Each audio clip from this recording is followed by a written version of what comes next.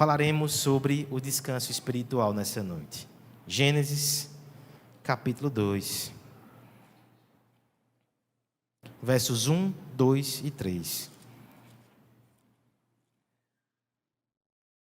Acompanhe com atenção a leitura da palavra, é um texto pequeno, que o Senhor abra o nosso entendimento para ouvir a sua voz. Assim, pois, foram acabados os céus e a terra e todo o seu exército. E havendo Deus terminado no 7º dia a sua obra, que fizera, descansou nesse dia de toda a sua obra que tinha feito. E abençoou Deus o 7º dia, e o santificou, porque nele descansou de toda a obra que, como Criador, fizera. Vamos orar? Suplicar a bênção de Deus para esse momento. Pai bendito, muito obrigado por Tua palavra, Senhor. Muito obrigado pelo Teu culto. Muito obrigado pelo descanso que temos em Cristo. Eu te peço que nesse momento nós possamos entender mais dessa verdade.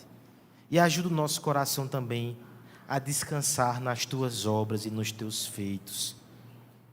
Nos ajuda a compreender a graça que há nesse chamado.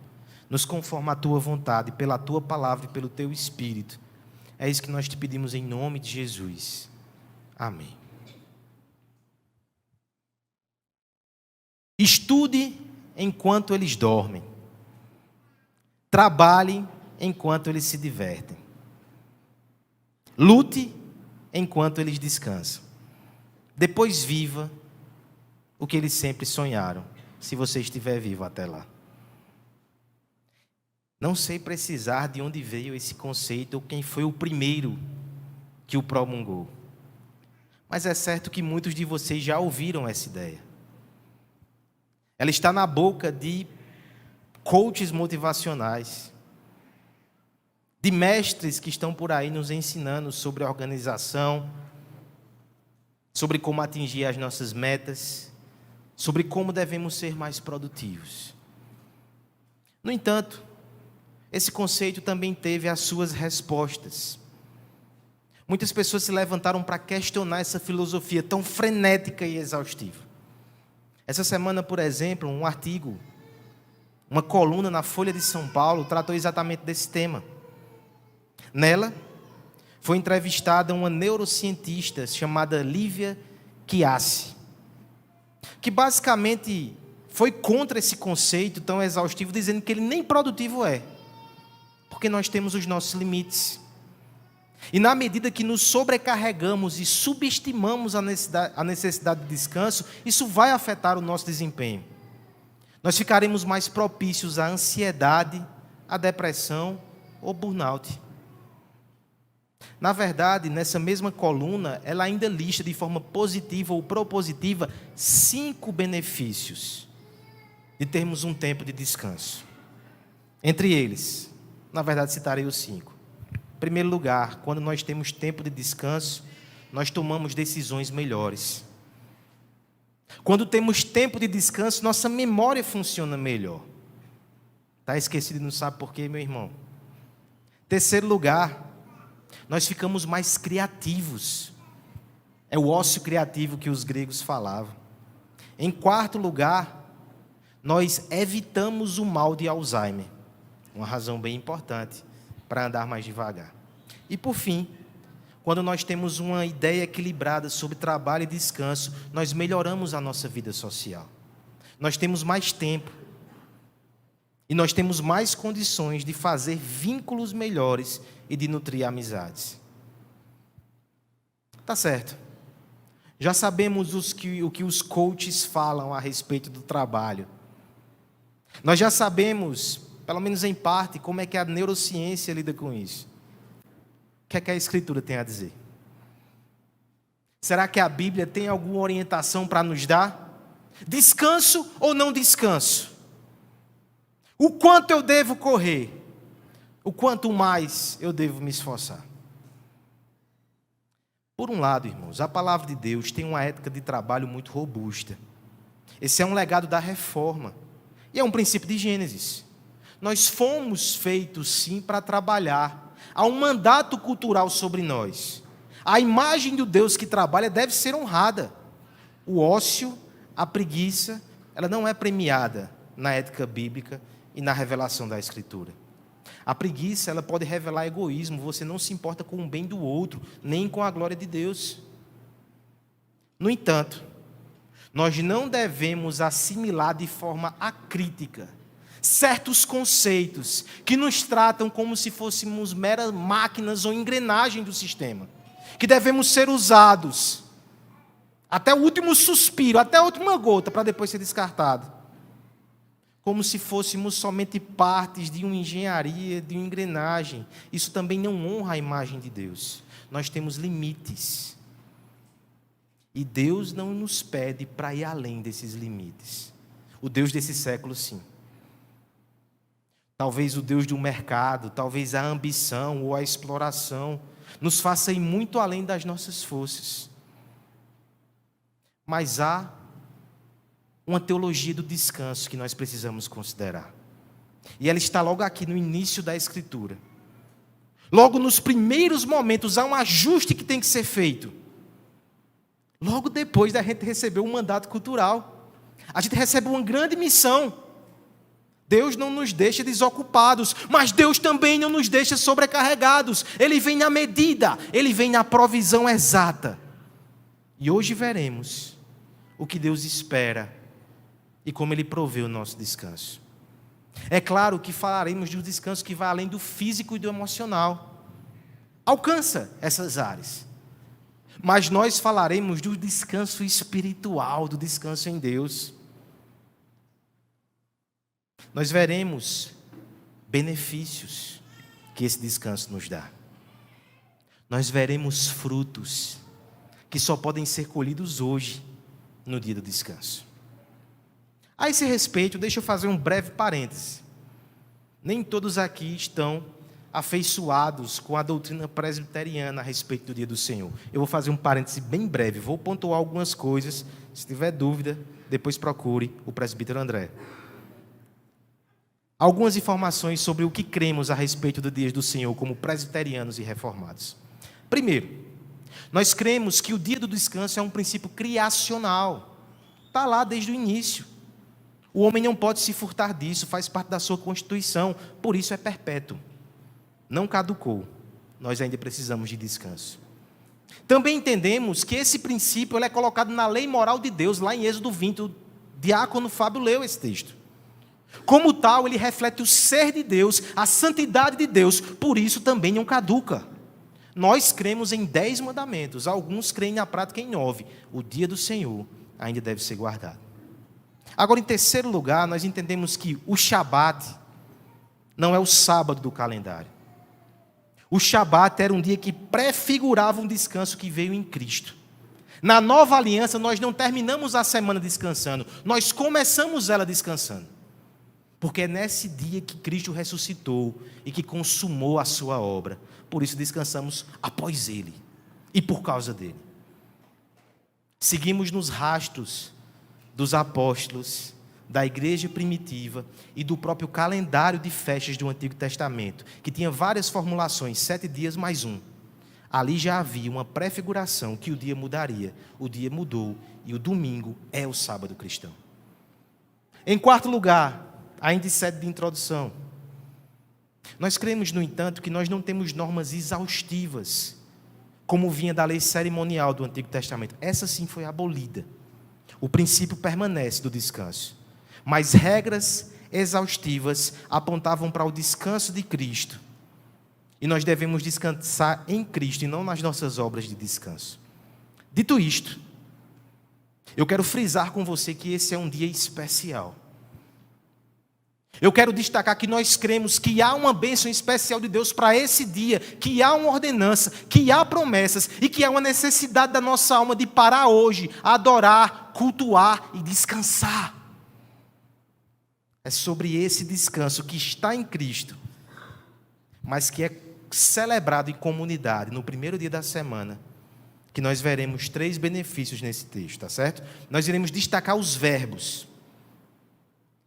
No verso 2 e no verso 3 nós temos verbos a respeito da ação de Deus. Descanso, Deus descansou. Deus abençoou e Deus santificou.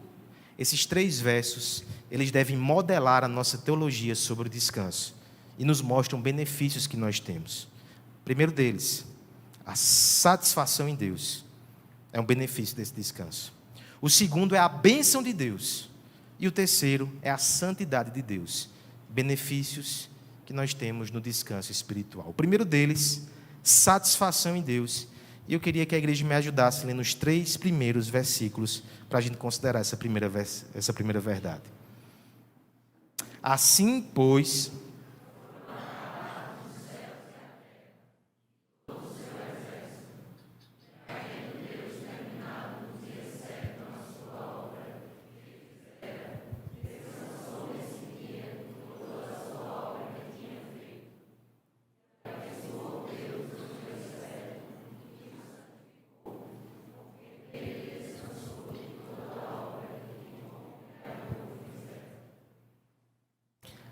quanto tempo é necessário para construir uma obra?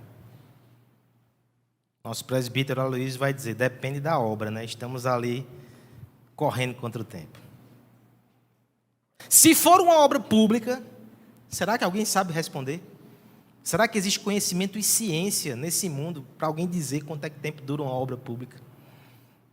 Se for uma obra artística, podemos perguntar ao nosso irmão João quanto tempo leva para escrever uma canção. Às vezes, uma tarde. Podemos perguntar, por exemplo, à nossa querida Ellen quanto tempo levou para ela materializar o primeiro livro da trilogia. Quanto tempo leva para uma obra ficar pronta? Às vezes, essa pergunta pode ser um pouco mais difícil de responder. Eu citarei o caso aqui de um homem que passou 12 anos escrevendo 3 livros. Sempre que relia, ficava insatisfeito. 12 anos. Depois passou mais 4 para publicar, porque não ficava satisfeito com aquilo que tinha feito. De tão perfeccionista que era, ele criou uma língua para o seu mundo, criou um mapa para o seu mundo, e ainda bem que teve uma hora que ele desistiu e publicou, porque nós fomos abençoados com a trilogia O Senhor dos Anéis. Mas Tolkien quase não consegue colocar para fora, porque terminar a sua obra foi difícil. É interessante que o Deus Criador, Ele termina a sua obra. Ele sabe terminar. Está aí uma coisa que nós deveríamos aprender com Deus também. A gente sabe começar, mas poucos de nós sabem terminar. É interessante que o descanso aqui, analisando essa primeira ideia, ela tem a ver com a obra de Deus que foi concluída. Essa ênfase está no verso 1, foram acabados os céus, a terra e todo o seu exército. Essa ênfase está no verso 2, havendo Deus terminado no terceiro dia. E o verso 3 vai dizer que ele descansou porque ele terminou a sua obra enquanto Criador.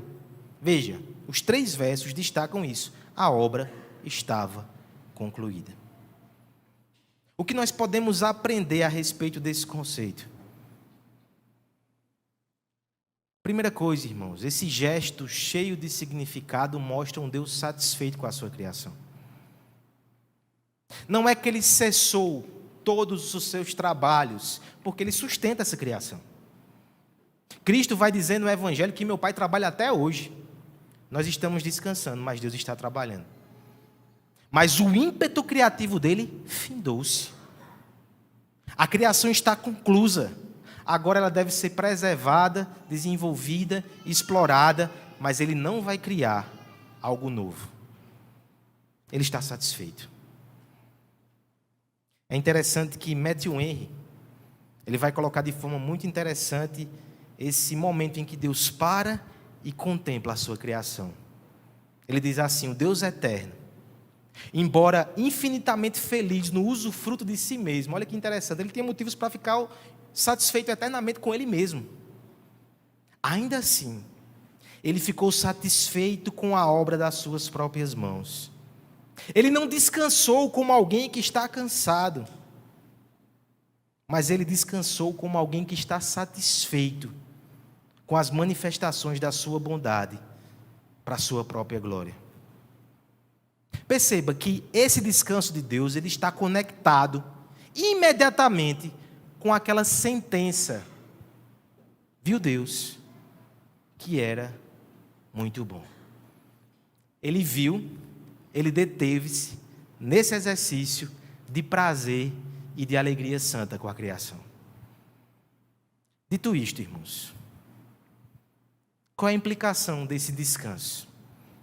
Qual é a implicação desse Shabat? É interessante que o termo descansar, Shebit, é a raiz do Shabat aqui, tá certo? Deus descansou naquele dia porque Ele apreciou as obras das suas mãos. A implicação para nós é que nós somos desafiados também a parar e a apreciar. A correria desbota a nossa visão. Se a gente tivesse a percepção de enxergar a bondade de Deus de forma mais nítida ao nosso redor, nós seríamos mais gratos e mais felizes. Eu me lembro certa vez que convidamos o pastor e músico Gladir Cabral lá na nossa antiga igreja, a quarta igreja. Ele foi fazer um evento ali conosco. E de repente, no sábado à tarde, a gente saindo do ensaio, ali ao entardecer, ele parou no descampado da Chesf, que tem lá. É um descampado assim. Não é um cenário tão idílico, né? Mas ele parou ali, ele olhou para o pôr do sol e deu aquela respirada bem poética.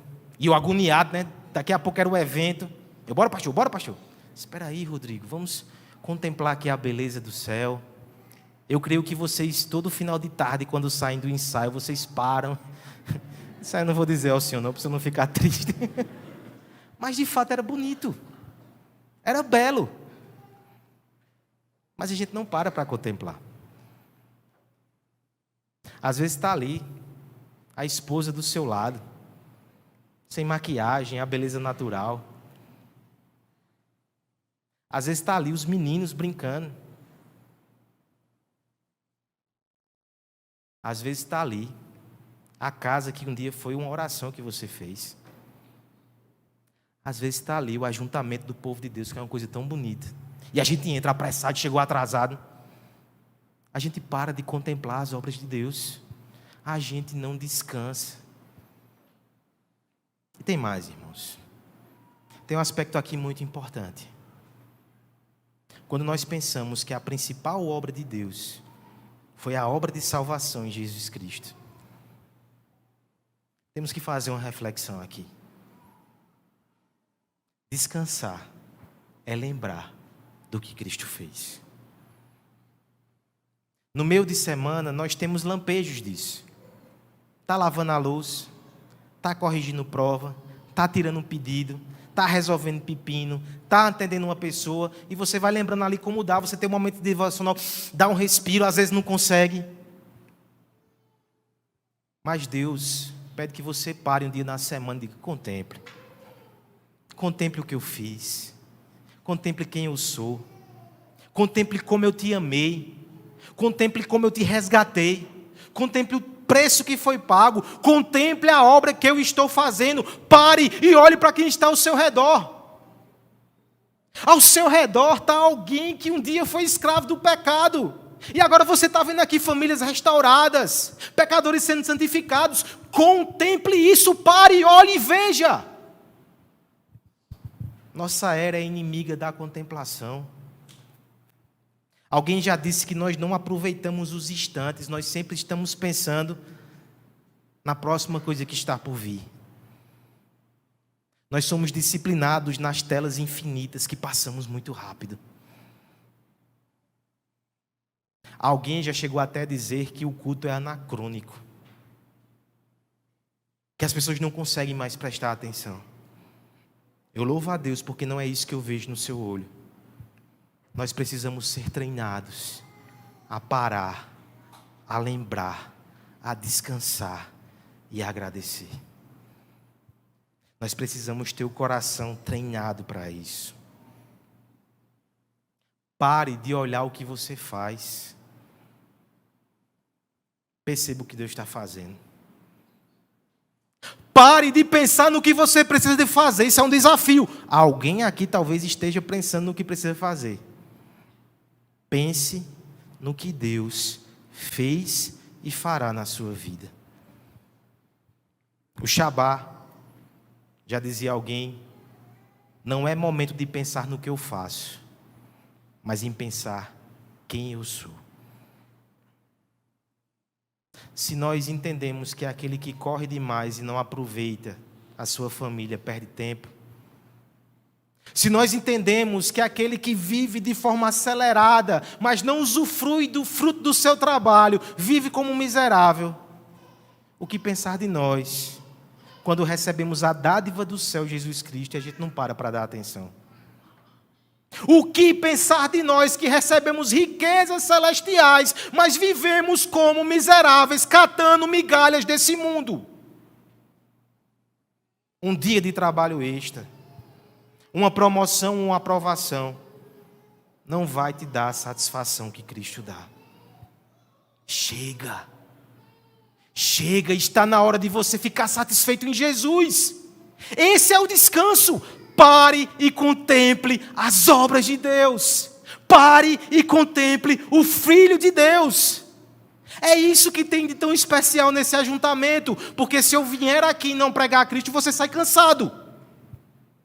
O culto às vezes cansa. Os irmãos do louvor estão aqui para não me deixar mentir.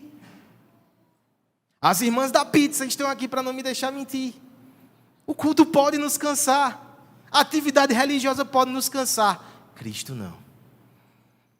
Por isso que a meta do pregador do Evangelho deve expor Cristo acima dos nossos olhos, para que contemplemos a sua beleza e respiremos admirados e saiamos daqui descansados.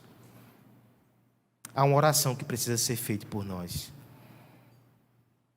Há um desejo que precisa ser alimentado no início de cada culto. Eu proponho a seguinte oração: Senhor, mais do que um mero ato de religião que mais cansa do que renova, permita-me que hoje, nesse culto, eu seja tocado por Tua beleza, tenha a alma enternecida por Tua glória e saia daqui satisfeito com a salvação que há em Cristo. Esse é o descanso santo. Você já passou pela experiência de tentar descansar e se cansar? Aquela viagem para a praia, enfado, maresia, estresse, o trânsito, engarrafamento. Vou para o sítio, mosquito, pernilongo. Nós tentamos descansar de alguma forma. Isso é bom, tem o seu lugar. Mas tem um descanso que é espiritual e que às vezes é até estranho. Você vem para a casa de Deus de manhã, uma correria, ajeita os meninos, corre, grita, né? Aí volta à noite. Só que você termina o dia de alguma forma aliviado, porque contemplamos a Cristo e ficamos satisfeitos em Cristo. Há uma relação aqui muito forte, irmãos. Só descansamos quando estamos satisfeitos. Sem satisfação não há descanso. Por isso, se você quer descansar a sua alma, você precisa de mais satisfação em Cristo. Você precisa de mais encantamento na sua alma. Você precisa de mais admiração e contemplação.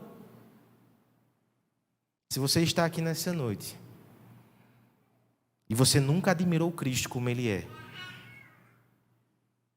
sua alma está tão cansada que talvez você nem perceba. Você se arrasta pelos dias. Você não tem um porto seguro. Há uma inquietude que grita na sua alma. Mas hoje também é um convite para você. Vinde a mim, os cansados e sobrecarregados, que eu vos aliviarei. Você pode encontrar descanso para a sua alma hoje, em Cristo. A primeira coisa, então, o primeiro benefício para nós é satisfação.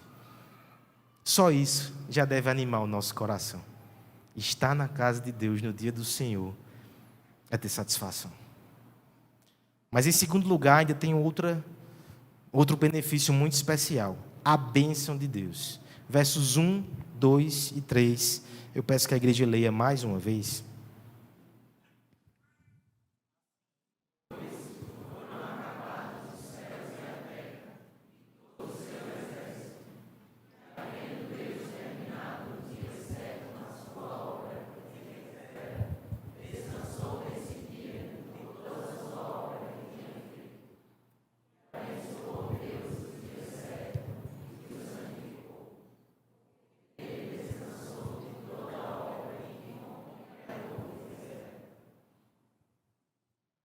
Agostinho de Hipona, certa vez, disse assim: se o homem soubesse as vantagens de ser bom, ele seria um homem de bem somente por egoísmo. Existem muitas vantagens em fazer aquilo que Deus manda. Talvez sejamos cautelosos em apresentar essas vantagens para afastar os interesseiros, mas isso é equivocado. Nós precisamos falar dos benefícios espirituais, sim. Isso também faz parte dos incentivos da graça de Deus. No que diz respeito ao culto, no que diz respeito ao descanso, no que diz respeito ao dia do Senhor, há benefícios espirituais que não podem ser ocultados. E esse texto fala sobre eles. Este, inclusive, pode ser muito mal interpretado. Por favor, não façam cortes maldosos. Mas aqui, nesse culto, tem bênção.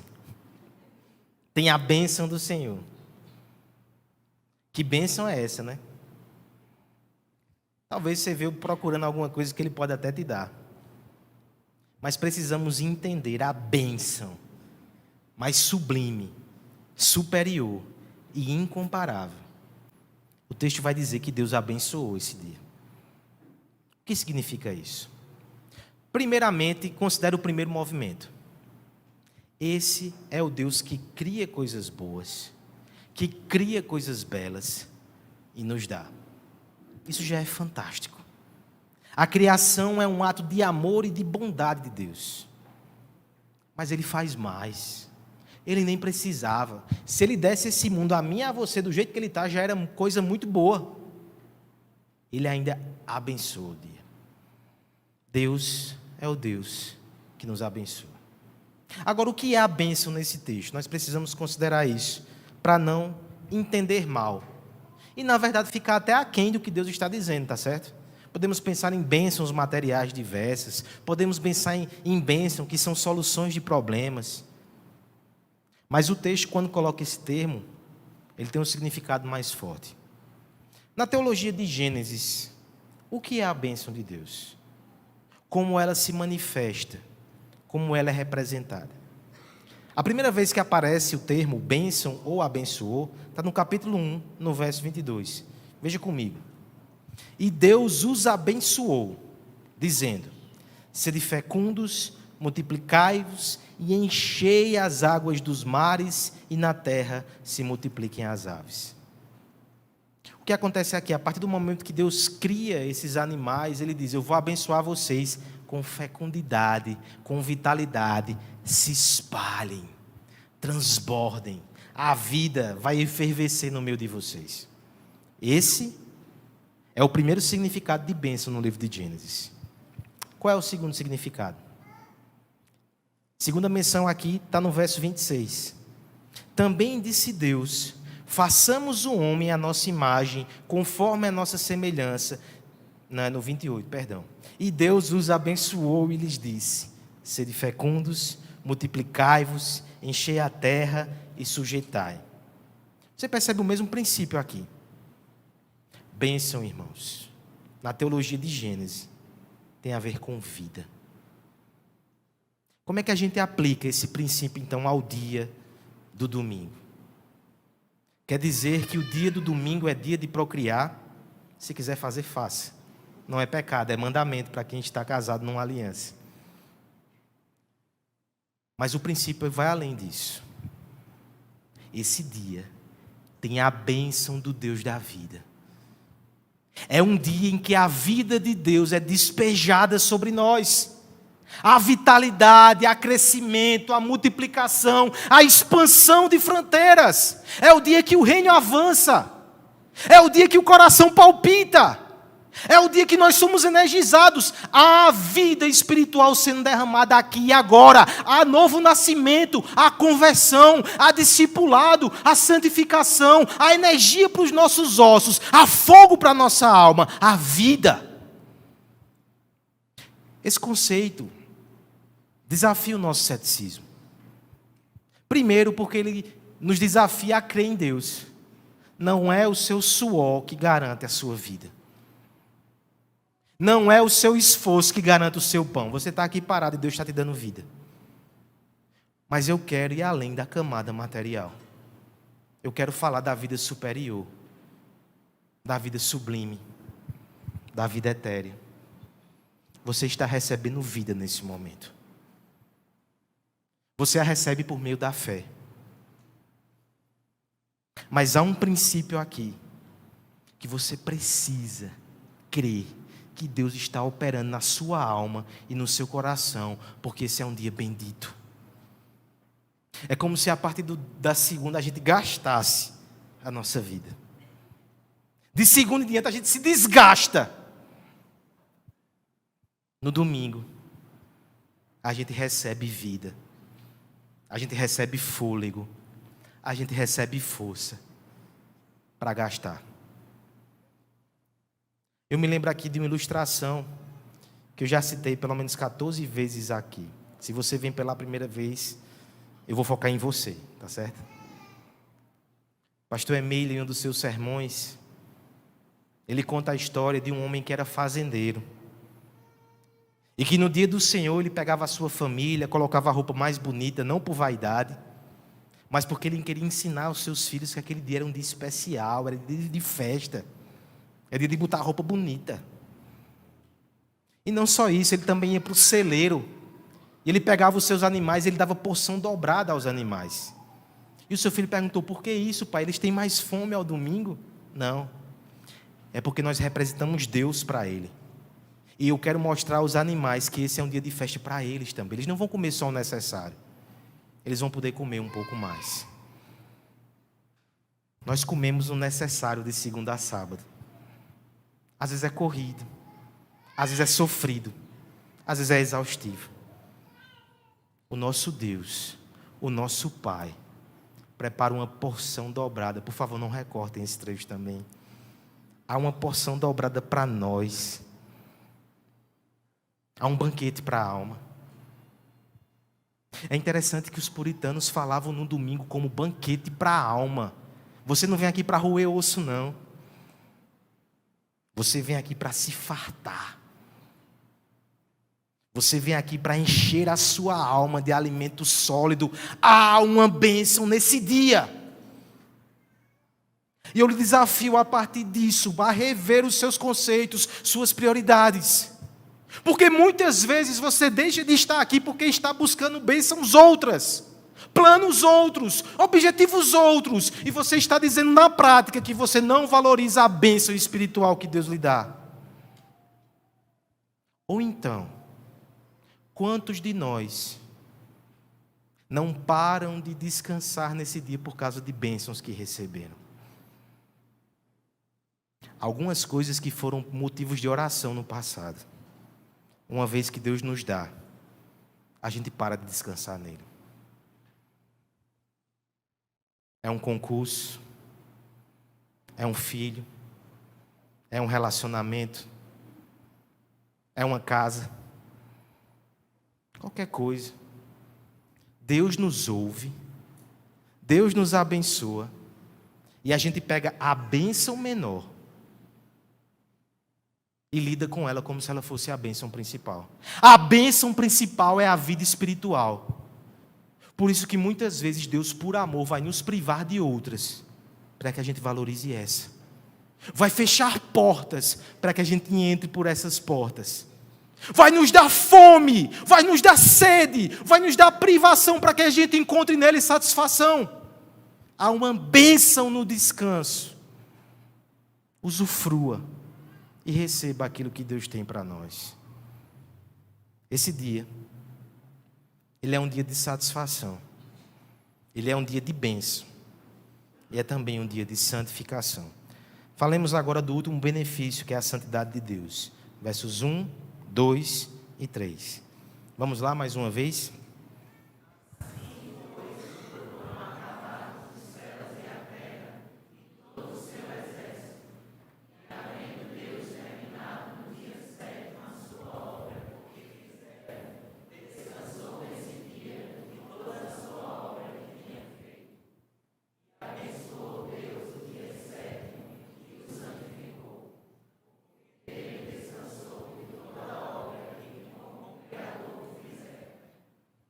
Deus descansou, Deus abençoou, Deus santificou.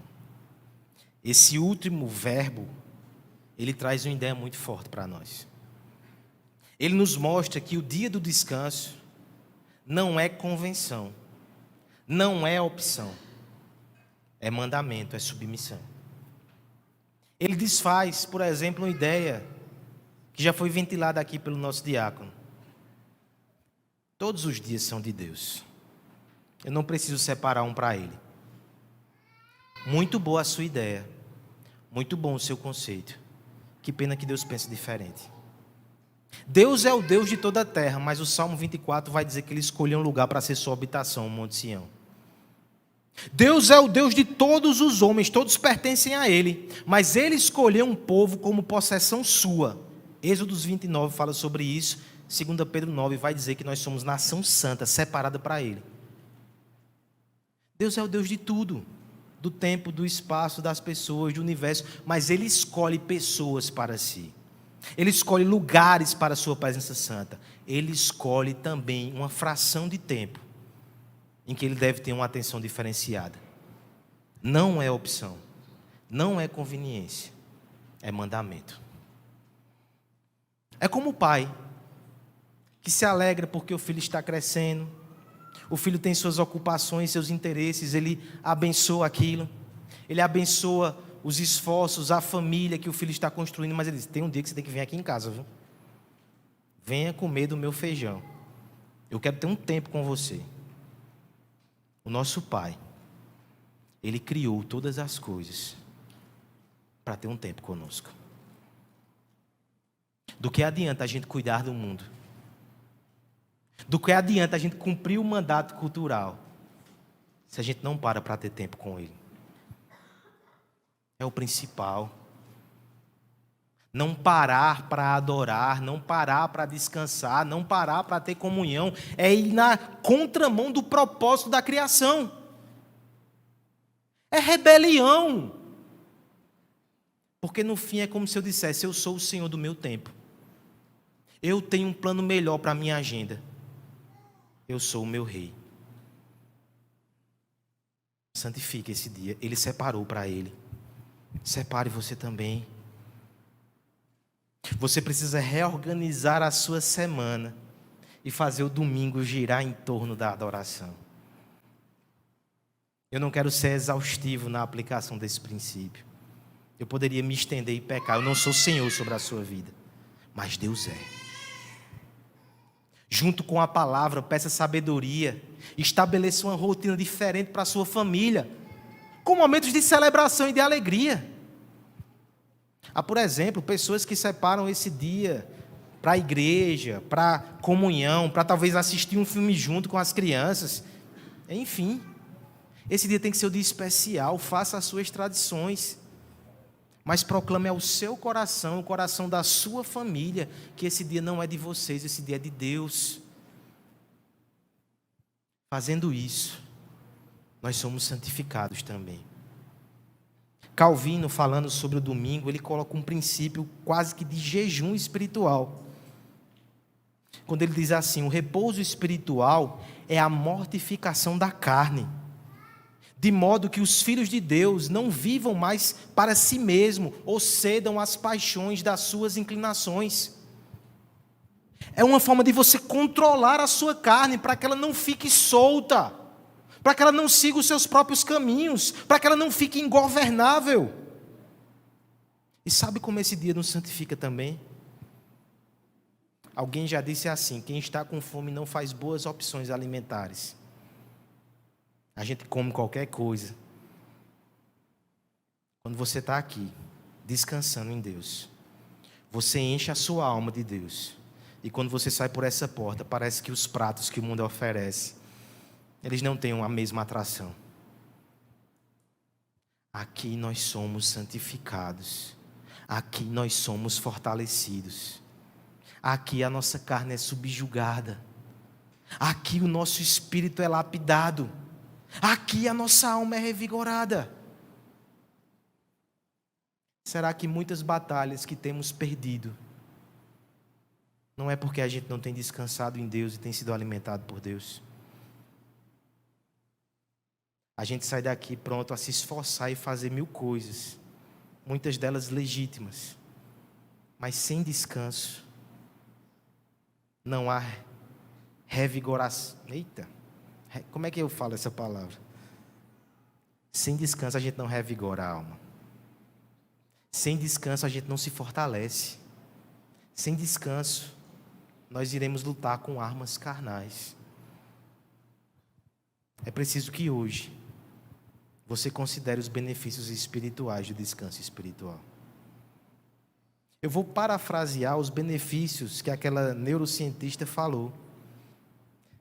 Descansar a mente nos ajuda a tomar decisões melhores. O descanso espiritual nos ajuda a pensar como Deus, a ter a mente moldada por Deus. Essas decisões são excelentes. Descansar o corpo faz com que a memória funcione melhor. Descansar a alma me faz lembrar quem Deus é e o que Ele fez na minha vida. Descansar a alma me faz lembrar das obras de Cristo. Descansar a alma traz para a minha memória os feitos do Evangelho. Descansar a nossa mente nos ajuda a ser criativos. Descansar o Espírito nos conecta ao Deus Criador. Enche a nossa vida de beleza e graça, de ímpeto, de ânimo para fazer coisas lindas para a glória dEle. Recarrega a nossa imaginação, porque nos faz inalar ares de eternidade. Descansar a mente nos previne contra o mal de Parkinson. Descansar a alma nos previne contra o mal do pecado que assola os orgulhosos que não param. Descansar a mente nos dá bons relacionamentos. Descansar a alma nos dá comunhão santa, nos dá pertencimento à família de Deus, nos faz andar com amigos espirituais, que serão descanso e abrigo para nós também. Dito isto, eu lhe convido a descansar nessa noite. Não saia daqui atarantado com coisas que você deve fazer. A primeira resposta a esse sermão é receber. Não pense no que você deve fazer, pense no que Cristo fez e faz por você. Olha a mesa aqui. Você vai ser servido. O pão vai chegar até você, o vinho vai chegar até você. Você só vai receber. Faça somente uma oração comigo. Peça que através desses elementos, a satisfação de Deus chegue no seu coração. Que através desses elementos, você possa receber bênção, vida espiritual. Que através desses elementos, você possa ser santificado no Senhor. Vamos orar? Vamos nos preparar? Receber a bênção, meus irmãos. Que a graça do nosso Senhor e Salvador Jesus Cristo, que o amor de Deus, o nosso bondoso Pai, que a consolação do Santo Espírito esteja com todos nós, povo de Deus aqui reunido, e todos os nossos irmãos espalhados na face da terra, hoje e sempre. Amém.